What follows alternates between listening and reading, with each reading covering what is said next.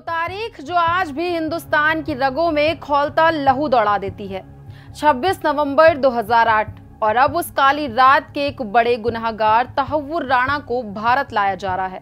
Most wanted आतंकी तहव्वुर हुसैन राणा अब भारत की गिरफ्त में है। अमेरिका से उसे ला रहा है एक विशेष विमान जो भारत की ओर तेजी से बढ़ रहा है। उसके साथ लौट रही है एक उम्मीद, इंसाफ की उम्मीद। मोदी सरकार की ये एक बड़ी कामयाबी मानी जा रही है।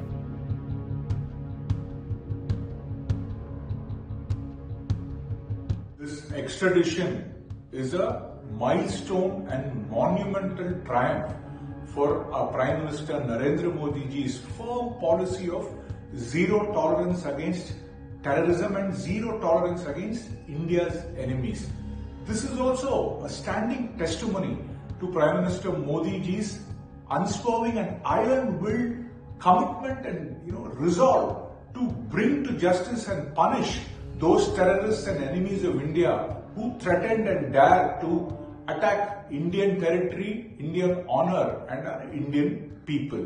दिल्ली के सत्ता गलियारों में हलचल तेज है। एनआई से अजीत डोभाल, गृह मंत्री अमित शाह और विदेश मंत्री एस जयशंकर के बीच नॉर्थ ब्लॉक में चली अहम बैठक साफ संकेत है कि ये सिर्फ एक गिरफ्तारी नहीं बल्कि भारत की एक रणनीतिक जीत है।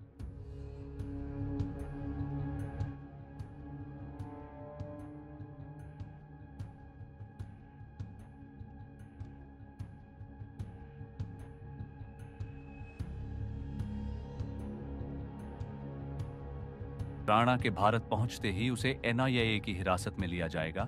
पूछताछ दिल्ली में ही होगी। उसे सीधे तिहाड़ जेल में रखे जाने की बात कही जा रही है, जहां सुरक्षा के विशेष इंतजाम किए गए हैं। डेविड हेडली का सबसे करीबी साथी, आईएसआई और लश्कर-ए-तैयबा से गहरे रिश्ते रखने वाले तहव्वुर राणा की गिरफ्तारी सिर्फ भारत नहीं, पूरी दुनिया को बताने वाला कदम है कि आतंक की सरपरस्ती अब बर्दाश्त नहीं होगी।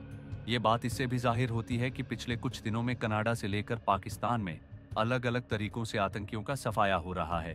अब बस इतना ध्यान रखना है कि कहीं बिरयानी सेवा न शुरू हो जाए। सिस्टम बनना चाहिए, फास्ट ट्रैक पे चलना चाहिए।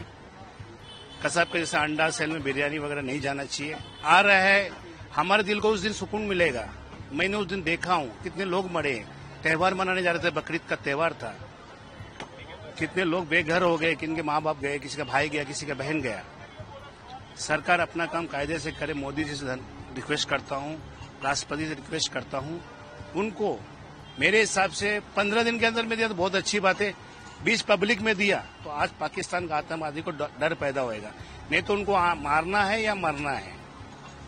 आज 16-17 साल हो गया, किसी के घर में जाके पूछो, किसी का बाप चला गया। पैसा देने से कुछ नहीं होता है। आज मैं वहीं पे हूँ। सरकार हमारे लिए नहीं सोचती है, आतंकवादी लोग लिए सोचती है। राष्ट्रपति से, हिंदुस्तान के हर एक बड़े कोर्ट से मैं हाथ जोड़ के मैं बोलता हूँ, उनके लिए अलग से एक सिस्टम बनाना चाहिए, पार्लियामेंट में या कुछ भी हो। बस यही कहना चाहता हूँ, उनको ज्यादा दिन मत रखो, ज्यादा वेस्ट टाइम मत रखो। आप में किस तरह से खुशी का माहौल है उसको लेके आ रही है इंडियन गवर्नमेंट? जब उसको फांसी दे दिया जाएगा 10 से 15 दिन या 2 महीने के अंदर में, तब खुशी मनाऊंगे, पटाखा फोड़ूंगा और हर एक को इंसाफ मिलेगा। अभी तक इंसाफ नहीं हुआ है। इससे पहले मैं 1999 में मैंने देखा था एक बड़ा आतंकवादी, मैं बहुत छोटा था शायद, बड़ा आतंकवादी को पकड़ा था इंडिया गवर्नमेंट ने, प्लेन हाईजैक करके उनको छुड़ा लिया। आज वो पाकिस्तान में खुलेआम घूम रहा है। ये मास्टरमाइंड है, इसके लिए भी लोग हाथ पांव चलाएंगे।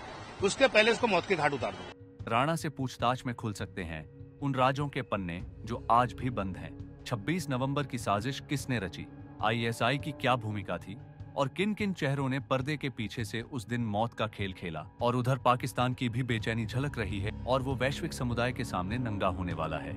बहरहाल इस प्रत्यर्पण के साथ भारत की मोदी सरकार ने एक बार फिर साबित कर दिया है, आतंक के खिलाफ उसकी लड़ाई सिर्फ सीमा पर नहीं, हर मोर्चे पर जारी है। ये सिर्फ एक गिरफ्तारी नहीं, ये उन शहीदों को नमन है जिन्होंने 26/11 को देश की रक्षा में प्राण न्यौछावर कर दिए थे। तहव्वुर राणा अब भारत में है और कानून अब उससे हर सवाल पूछेगा, हर जवाब निकालेगा।